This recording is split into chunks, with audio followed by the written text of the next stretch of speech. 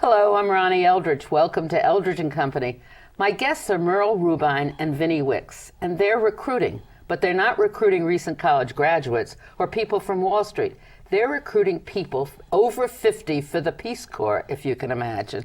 Now, why over 50? Aren't people like that too old to join the Peace Corps? It's all in your head. Oh, yeah? It might be in your joints. Right. But the biggest barrier between adventure and learning and traveling and extending your life is in your head. Vinnie, you're really the regional manager for the Peace Corps overall. That's not correct. just especially for people of 50. That's correct. And yes. it's the Northeast region? Yes. Which includes what? It includes New York, New Jersey, Connecticut, and Pennsylvania.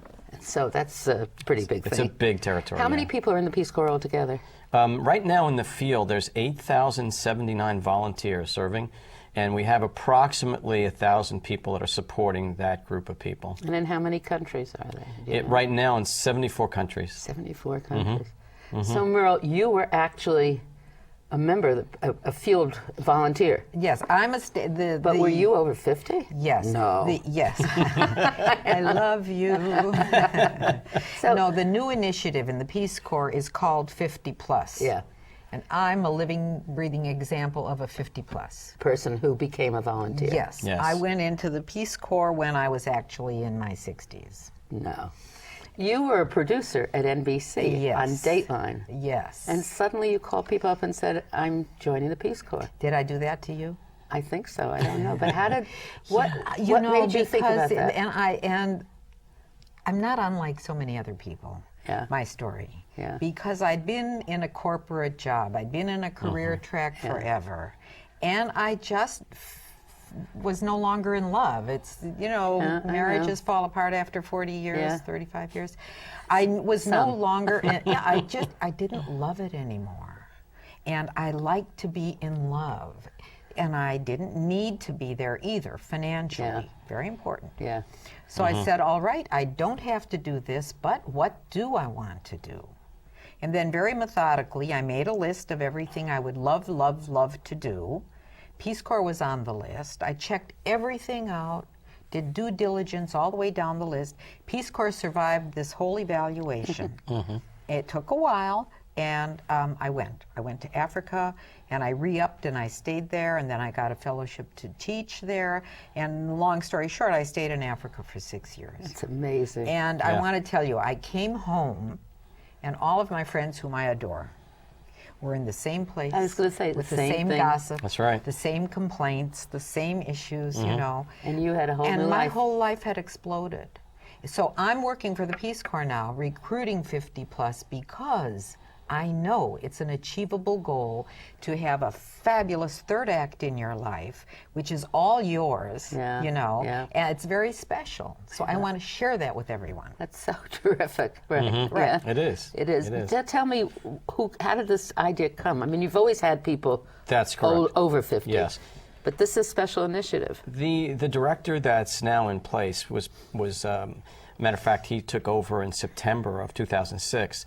In 1966 and 60 through 68, he and his wife had served at 25 years old, and they served in India. And part of their group was a lot of individuals who were 50 plus. One of whom was Lillian Carter. Oh, the president's mother. Yes, yes. Don't you remember when she? Yeah, yeah. And he was so inspired by the impact that those individuals had on the younger volunteers, that the mentoring that went on and the sharing of their skills and their knowledge was wisdom. Absolutely. And it was invaluable not only to the younger volunteers but also to the people in India that were being served. So that's really what I think was the genesis of him coming forward with this initiative, making it much more a front-end focus of the Peace Corps. It's interesting because that's acknowledged now, the enrichment both ways. Yes, The yes. fact that older people benefit from their experience with younger Right. people and vice versa. Right. It's important. Absolutely. Right. Absolutely. So do you recruit, who do you go and recruit? How many people have you recruited so far? Well, I've been in front of a lot of people. Yeah. And of course, it takes a little while to fill out the application. Yeah. So my first interview with an actual person will be next week, Thursday so great. at noon. So tell me what the process is to join the Peace Corps. You fill out an application. the application can be daunting. Is it the same for everybody? Yes. Yes, it is. Everything about this whole process is the same for everybody. Correct. 50 plus, it takes a little longer sometimes because, for example, in the medical evaluation, you have more things to explore. But everything is the same. So you have the application, you send in the application, the application is validated and evaluated. You're invited for an interview. Then, all things positive, you're nominated for a program. Your file goes to Washington. It's lengthy. Your file goes to Washington. A Washington placement officer says, well, this looks like a good candidate, so we'll send a medical evaluation forms. Legal evaluation begins. Once all of that is completed, then this applicant is sent an invitation. You're invited to go to the Peace Corps in Ukraine to be a small business Do consultant. you have anything to say about where you want to go? You do and you don't. It's a negotiation. Certainly, Peace Corps says where would you prefer to be? You know, and of course you say I would like to be in Mongolia. Of course, they only have 4 people in Mongolia, Right. and you speak fluent. This actually happened to me. Right. A man is fluent in French, but he really wants to go to Mongolia. But we need people who are fluent in French to go to sub-Saharan Africa. Right. Right. And now either you're in or you're out. Yeah. This isn't a vacation in Mongolia or the Bahamas. So I had to say, I can't tell you you're going to go to Mongolia. So he said, I won't tell anybody that I speak French. Well, that's not, That's not this is helpful. not the preferred response. Right. But you sign up for the Peace Corps, you're accepted by the Peace Corps, and you serve in the Peace Corps. Now, if you're a couple, how does that happen? Yes. No problem. You just go together. You go together. Yes. Right.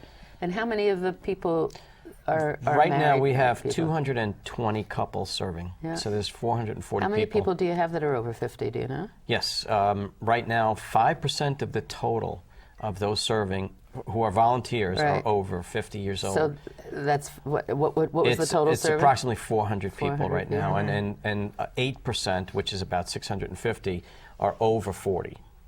So it's for 2 years. It's for 27 months. 27 months. 27 months. Yeah. Because you're on the ground being trained for 3 Yeah. Where do you get trained? in the country. Right. Oh. So you're overseas for 27 And who's months. training you? Host country nationals. And does the host country have to approve your coming? Well, that's worked out at post. Yes. We only we're invited. Yeah. And that's an important point, that the countries who have asked us to be there and specifically came back to us with more in-depth analysis of what it is they need from us. So it's not just us showing up saying, "Hey, we're here to help." Here, yeah. Right. Take these 2 people. Exactly, please. They know what they're doing. Exactly, Right. yes. Yeah. And we work with them very closely to come up with programs which are reflective of what Right. it is they need. Right. Right. So do you especially look for people who have expertise in Absolutely. engineering or something like that? We do. As a matter of fact, in Mexico today, one of the programs that we have that's very unique and special in Mexico exists because of the fact that primarily the people there are PhD level engineers, helping the Mexican government to really understand better, manufacturing Yeah. processes, et cetera. Right. So, Explain to me what you mean by enriching your life and expanding it, and what it was like to be a... Well, you as a Peace Corps volunteer, you are an entrepreneur for your life. This is what happens. You're put in a village. I'll speak about myself. I wound up in a village Where? in the northwestern part of Côte d'Ivoire, Ivory Coast, where there was electricity, but there wasn't running water. The people were very poor. The people worked all the time. Was subsistence farming, which means that nobody's really in business. They're just all making it, right? The kids can go to school if the family can afford the school fees. Otherwise, they sit in the dirt, play with sticks. You know, it was like that. And what did you think the first day when you saw there was no running water? Well, the running water was a challenge. The silence was a challenge. The lack of telephone was a challenge. The quietness during the day because everybody's in the fields was a challenge. I'm a New Yorker. You know, I'm used to noise. That's right. Things like that. So And where you did you have live? to. How did you find an apartment? I a place did. to live? The village provided a house. It was a cement block house. So that's your situation, and this is where you're going to be for 24 months. And you have to figure out what you're going to do that's going to be helpful and beneficial That's so and interesting. satisfying for yourself. It is. And you don't know. I mean, so I saw kids sitting and playing with sticks in the dirt.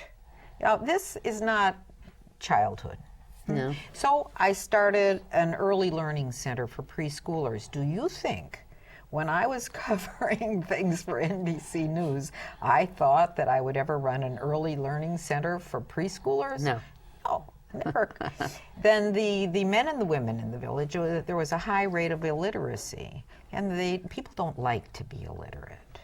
You know, at the end of the program, a man came up to me, and he wanted to thank me so much for making it possible for him to learn how to write his name. Because all these years, a very successful carpenter, highly regarded in the community, had been stamping his receipts with his thumb. People don't want to So stamp what did it. he learn to write in? What language were you teaching people?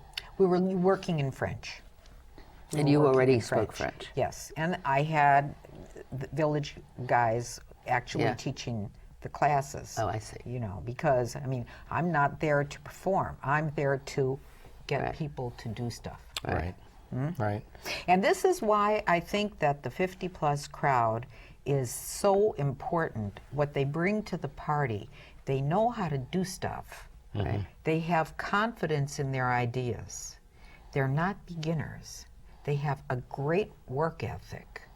And if you're going to be attracted to something like the Peace Corps, then you are sort of a funky, Yeah. flexible person, you know, with a begin sense with. of humor and to begin with. And all of that is necessary. But the fact that they know how to do stuff is so important, because you don't need beginners in a developing country. Unless you want to have a nice time and chat. But, Right. you know, so that's why I really feel that the 50-plus crowd is very relevant now. And developing countries are rising. And it's even more important that they have people with skills. Is it only developing countries that you go to? Correct. Yes, it is. Yes. Yeah. And they're all over, though. They are all over. There's 74 countries in Eastern Europe and other Africa, Asia, just every continent, every continent we have a presence in. Now, you were not a Peace Corps volunteer. I was not, no. But your Yet. background... Yet. Oh, are you thinking about it? Yeah. Oh, boy. And I'm 50 plus, believe it or not. Yeah. Oh, no.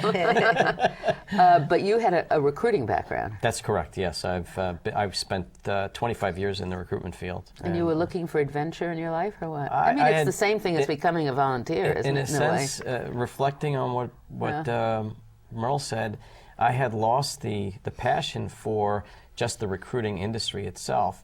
And yet, when I saw the opportunity in the Peace Corps, felt just an immediate connection and was able to utilize the skills in a very positive way in terms of what the Peace Corps' mission is and what they do accomplish. So I feel great about it. An important part of it also is not only for yourself to expand your own horizons, but a lot of people really, when they reach a certain point, they want to do something that's Yes. more meaningful, right? It's very meaningful. And it's Yes. a wonderful way to do You know, that, I you think. don't think of this as it's a development.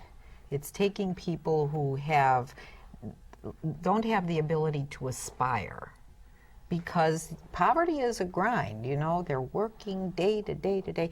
In my village, there was so much death. You know, and you have to deal with the death, but be able to give birth. Did you did you have friends to Sure. talk to? And That's why when we were gossip talking, a little sure. bit about Oh, what's big- happening in the world and all loving that? gossip, loving gossip. Not so much about what's happening in the world, yeah. but a lot about what's happening down the street. Right. Or, Did you know what was happening in the world? Sure. I had a little Sony radio, and I listened to the BBC. And how often were you in touch with other people from the Peace Corps? Well, often, because I was in a region with 9 other volunteers. Now, they're 15, 18 miles away. But we would congregate in the capital city of this region periodically and go out for chicken and beer and gossip and you know, and the friendship was very nice. So you didn't feel you were lonely? But you went back. How did you go back? You spent your 27 months. I did my 27 months, and I was beginning a third year in Abidjan, the economic capital of the country. So you moved. You left your group. Yes, using my media background for HIV outreach education. Let me just back up for a minute. Yes. Did you do other things other than the early childhood education in the 2 years you were there? I did that. I did literacy. We did AIDS training. Other volunteers and I did a girls' camp.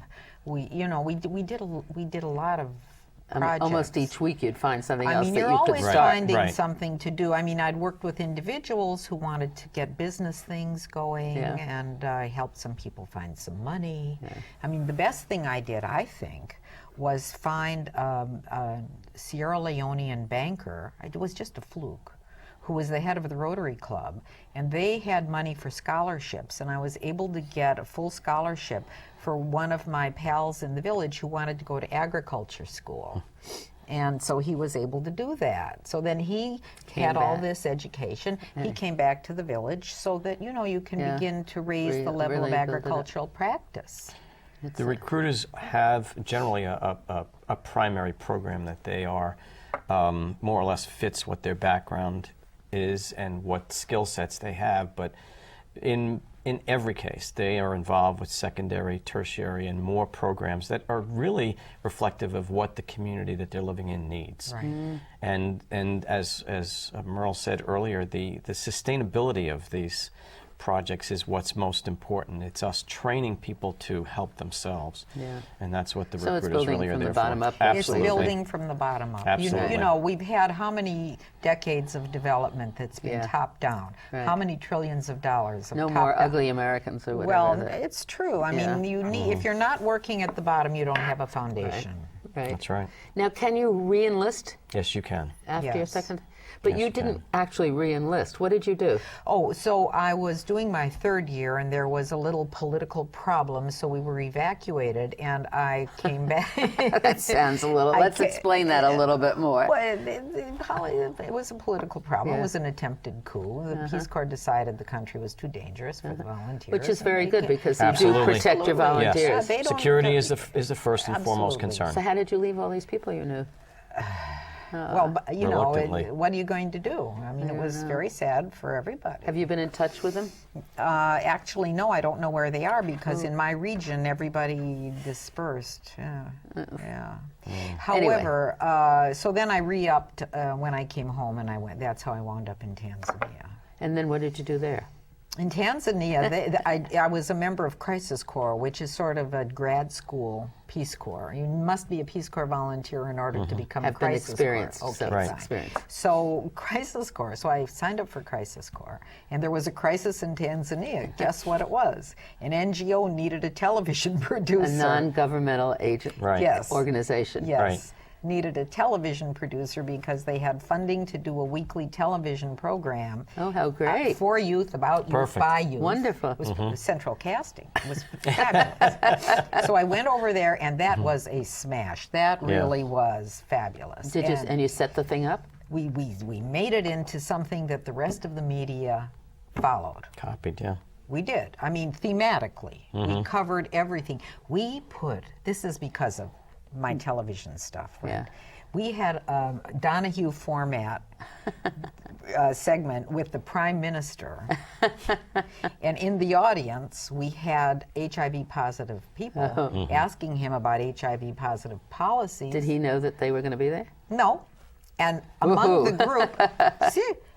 group, was an 8-year-old girl named Irene. Yeah. And so she said, Mr. Prime Minister, I'm HIV positive, and I'm going to get sick, and my family is poor. How are they going to take care of me? Now, it's a little bit of a blindside, but hey, if you're the Prime Minister, you've got to. And what did he say? After he got over being surprised, he Did said they all the right things. Did they expel all the Peace Corps No, people? he said all the right things, and he also said on this program that he advises his boys to carry condoms. Oh, good. No, I mean, Yeah. it's very important for people to hear that. Now, do you get reports of the people that you've recruited in this region? Yes. We actually, the recruiters in many cases keep close contact with individuals that they have recruited because there's a bond formed. Yeah. But the process, as Merle said, takes anywhere from probably about 9 to 12 months on average. To get in there. To get in, yeah. So Yeah, it's well, a so you have to commitment think that ahead. you really do, and you have to be committed to, I guess, wanting to help other people. Can And you always come home or leave if you want to? You can, yes. And there are contingencies. As a matter of fact, if there is a family emergency, the Peace Corps will fly you home. Oh, good. And what about medical care? Your medical care and coverage is throughout your entire Peace Corps Suppose service. if you're where she was, in a village with nothing. I mean, what did you do? Well, I had a medical kit with me. Yeah. And I had a pretty basic knowledge of how to treat myself. But I could also call Peace Corps And they would find you a local. and regional. or go back down to Abidjan where they were Right. for more serious treatment. But it's a very close connection, so you That's always correct. know there's somebody you can have rely to, on. when you get to your village, one of the first things you have to do is arrange the emergency network. Right. So Yeah. that if you're in trouble, people will know about it and they'll I know see. who to call and how Right. to reach. Now, if you were a person, like, say, if you were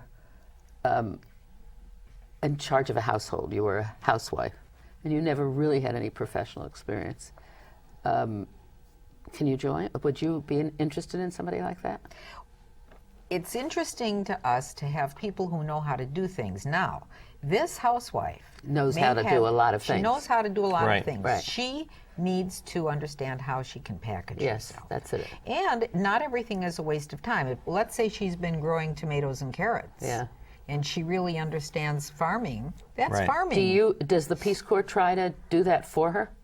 If a woman comes to you and says, well, I don't really have any work experience, but I've done this and this, would you as a recruiter say, but look at what you've really done or what you can do? Sure, that's in the that's why the Yeah. recruiting relationship Becomes is a- more than yeah. just a stamp Now, and paper. I know that you put on a production in one of your places. Where was that and how did that happen? That was afterwards, but it started while I was in Crisis Corps. What you're talking about is the vagina monologues Right. in Tanzania in 2006. Right. It was the result of a group of women that I was living with a remarkable woman in Tanzania, a journalist, and the two of us. Did you find that or did the Peace Corps put you there? I was put there.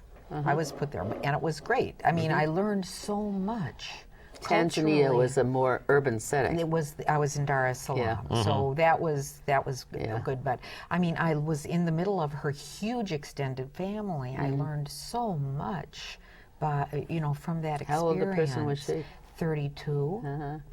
And then she had sisters and uncles and nephews, and I mean, it was just all of this. I learned so much, and everybody was so wonderful. In any event, she had this vision to do kind of a big sister program, right? A club or Right. organization. Right. And so we started it, I and guess it was they call called it a mentoring thing. mentoring. Nowadays. Yeah. Yes. Right. Okay. So we called it. It was called Karibu Dada, Welcome Sisters, and we started it as a consciousness-raising group. New York in the 60s and 70s, right? And all the women really, really bonded. So in the course of all of these meetings, I don't know how, someone said, because what do women talk about when they're really on their own? They talk about their sex life Right. and stuff like that. So somehow the issue of the vagina monologues came up. And I had a friend send me a DVD, and we watched it, and everybody thought it was remarkable. And then we screened it for a big group of women of all sorts and all ages. And they all thought it was remarkable, so we determined that we were going to do it. And it took us 2 years to do it, but we did it. And you went back for it. And I went back for it, and we sold out. And did you go it back was at your such own a success. expense? Yes. So Cost it- me a lot of money. So that's a The sign of the impact and the impact and commitment. Yeah. devotion. Oh Yeah. my gosh. Oh, well, Yeah. I guess so. Yeah, It was definitely. remarkable because, I mean, everybody said, oh, you're going to get arrested. Did you? I mean, no, because we were skillful. Yeah. You know, in Uganda, the group that put it on had big adverts, bright red, I mean, very in your face, and the way they handled it was very aggressive. You know, we were word of mouth and email. So now somebody who's interested could go to a website and see the Peace Corps. Correct. And all the procedures, and especially your program, right? That's right. How do you go? What's the website? It's www.peacecorps.gov. Peace Corps, all one word, with an S at the end of Peace Corps. Right. /50 plus, PLUS. www.peacecorps.gov/50 plus. And then there's a link if you just go to the Peace Corps. Yes. That's correct. Right. Yes. And I looked at it, and it's interesting because you see actual people who have done it talking about the experience other than you, right? That's correct. Yeah. Right. And everybody, I mean, have you met anybody who really hated it? No. Hated the Peace Corps? Never. Not rightly. They kind of love hide under rocks. I mean, they wouldn't come around me and tell me they hated it. So, Vinny, when are you going to go someplace? Well, at this point in time, I've got a few years left with my present role. Until you get to be 50. Yes, that's correct. All right. Thank you. You're welcome. But you really think you may do that? I certainly, I'm giving it serious thought. Yeah, I just want to see, of course, it would be a couple situations since I've been married for 37 years. My wife would have to be with me, so. Do people take their children? No. No. They don't. Do you want to go back? Well, now I'm beginning to think about it because I'm talking about it so I'm going to go much. home and talk to my husband. Can you imagine that? I can't. Neither can I. Well, I mean, you. I can imagine the conversation, but I can't imagine him saying But yes. he could start a local paper and we could I have just fun. want everybody to remember one thing. Yeah. They can do it. Yes. Yes, Well, they can thank do you. it. It's a wonderful Thank you. way to end it. And thank you very much. And it certainly sounds really exciting. Thanks. Thank you.